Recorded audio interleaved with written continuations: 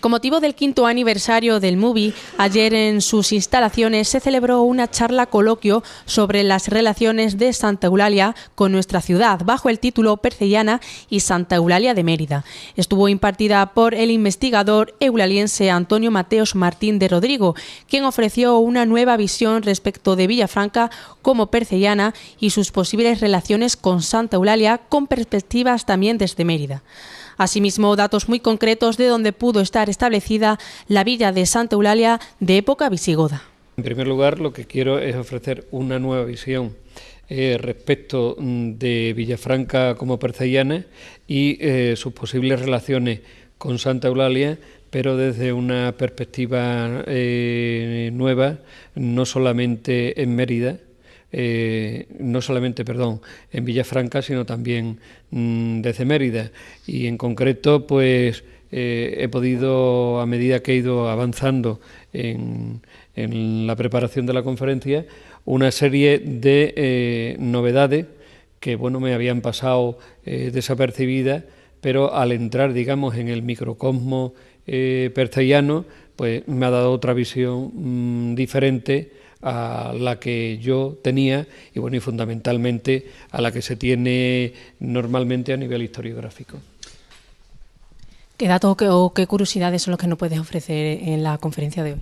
Pues mira, voy a dar una serie de datos muy concretos y en concreto dónde pudo estar establecida la villa de Santa Eulalia, pero una villa oficial de época visigoda, y voy a dar datos para intuir que la verdadera villa de Santa Eulalia estuvo situada en las proximidades de Percellana y, por tanto, en el término actual de Villafranca.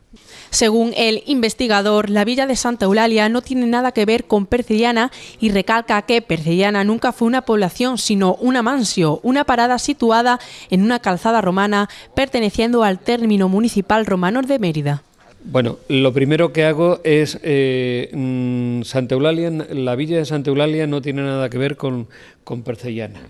Percellana, lo primero que hay que decir, no fue nunca una población, sino fue una mansión.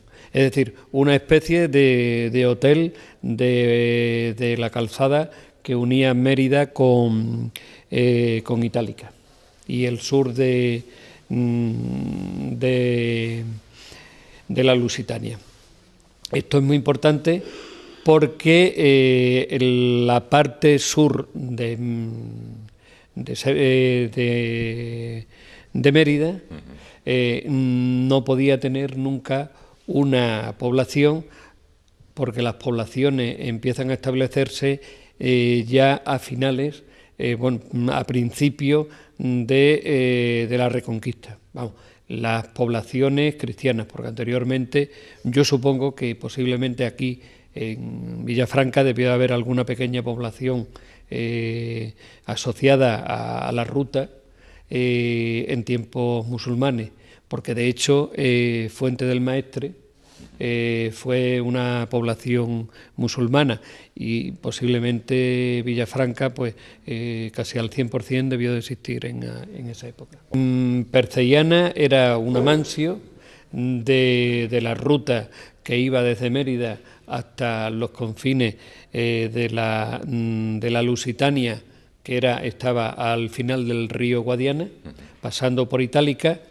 Y entonces tanto Fuente del Maestre como Villafranca, Percellana, pertenecían al término municipal romano de Mérida.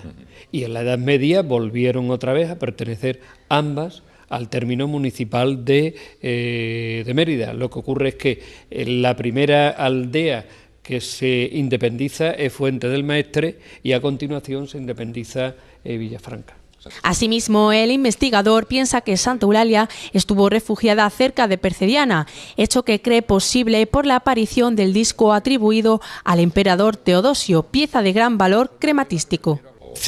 Yo pienso que muy cerca de Percellana, y para mí lo último que más me motiva para creerlo es la aparición del discos atribuidos al emperador Teodosio. Unos dicen a Teodosio I y otros dicen a Teodosio II. Y entonces yo creo que la existencia o la aparición de una pieza de tanto valor crematístico, simbólico y de poder, yo lo asocio íntimamente pues a algo muy relacionado con Santa Eulalia, porque lo que está claro es que cuando aparece, a mí y a José nos parece que fue removido de sitio y que apareció en otro lugar para precisamente que nadie fuese allí a excavar. Entonces yo creo que está asociado a la villa de Santa Eulalia, pero la que yo sí considero que estaba situada aquí en Villafranca. Antonio afirmaba que Santa Eulalia es una de las figuras más importantes de la historia española, incluso universal, ya que fue la primera patrona, además de fundadora de las Hispanias. Bueno, yo sigo trabajando la figura de Santa Eulalia, todavía me queda muchísimo por descubrir. Llevo 17 años escribiendo libros, dando conferencias, artículos, pequeños libritos, etcétera, etcétera, pero Santa Eulalia es una figura tan considerable y además con valores universales que bueno, pues me llevan todavía mucho más. Aparte de esto, pues también estoy realizando investigaciones sobre Calamonte. El año pasado publiqué un libro desde la prehistoria hasta el siglo XIX y continúo por ahí.